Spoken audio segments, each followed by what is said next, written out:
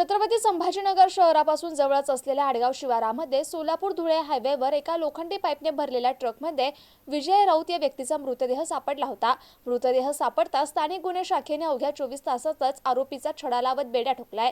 गणेश वसंत पवार, गणेश गजानन कुटे आणि ज्ञानेश्वर गणेश घायाळ अशी या आरोपींची नावे आहेत। चिकलठाणा पोलीस स्टेशनच्या हद्दीत एका लोखंडी पाईपने भरलेल्या ट्रकमध्ये अहिल्यानगर येथे राहणाऱ्या विजय मुरलीधर राऊत या व्यक्तीचा मृतदेह ट्रकच्या कॅबिनमध्ये आढळला होता। या घटनेची चिकलठाणा पोलिसात नोंद करण्यात आली होती। तर स्थानिक गुन्हे शाखेने त्यांच्या गोपनीय बातमीदार आणि तांत्रिक माहितीवरून त्यांना बातमी मिळाली की गणेश वसंत पवार याने त्यांच्या साथीदारासह विजयचा खून केलाय। मिळालेल्या गुप्त बातमीवरून पथकाने सुलतानपूर, लोणार, मेहकर येथे जाऊन गणेश वसंत पवार यांचा सतत 24 तास शोध घेतला असता तो मिळून आला।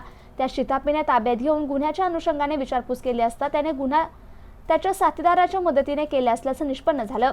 मैताची गाडी आणि गाडीतील लोखंडी पाईप असे साहित्य चोरी करून विक्री करण्यासाठी विजयच्या डोक्यात पाना मारून खून केला आणि बॉडी कॅबिन मधील शीटच्या बॉक्समध्ये लपवून ठेवली। तर या आरोपींनी चोरी केलेला संपूर्ण मुद्देमाल घेण्यास ग्राहक मिळत नसल्याने आणि बॉडीचा वास सुटल्याने गाडी आणि मुद्देमाल मृतदेह तेथे सोडून पळ काढला।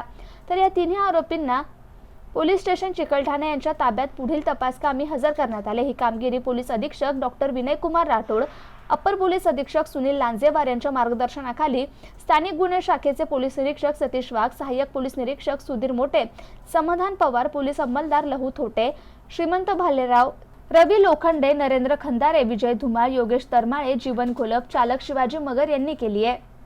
त्याच्यामुळे मग आपल्या जवळ कोणी धंदा करणार नाही म्हणून परफ्यूम आणायला लावलं त्यांना येता येता आणि परफ्यूम वगैरे मारून ठेवला जेणेकरून वास किंवा दुर्गंध येणार नाही।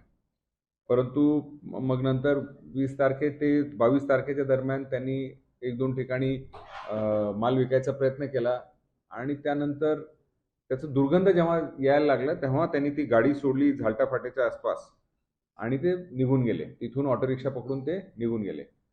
या दरम्यान त्याची पत्नी जी आहे त्याचे 20 तारखेपर्यंत मयत व्यक्तीशी तिच्या पतीशी बोलणं चालू होतं, परंतु 20 तारखेनंतर काही बोलणं झालं नाही म्हणून तिच्या पतीचे जे ओळखीचे लोक होते त्यांना फोन करून माहिती घेण्याबाबत विनंती केली आणि त्या अनुषंगाने त्यांनी सुद्धा शोध मोहीम चालू केली आणि या दरम्यानच त्यांना झालटा फाटा येथे ही गाडी उभी असताना दिसली आणि मग तपासाचे चक्र पोलिसांना त्यांनी कळवलं आणि मग हे तपासाचे चक्र फिरले। त्यामुळे मला अतिशय आनंद आणि अभिमान आहे आमच्या टीमचा की 24 तासाच्या आत कसलाही सुगावा नसताना कोणत्याही प्रकारचा आम्हाला ज्याला म्हणतो आय विटनेस नव्हते।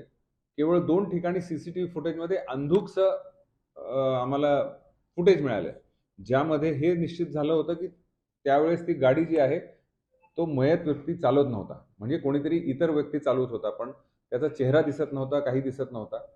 पण अतिशय शिताफीने आमच्या टीमनी विशेष कौतुक टेक्निकल टीमचा, LCBच्या टीमचा, ॲडिशनल SP मॅडम आणि SDPO मॅडम आणि ॲडिशनल SP साहेबांचा की त्यांनी अतिशय शिताफीने हा गुन्हा उकलकीस आणण्यास त्यांना यशस्वी झालेले आहे।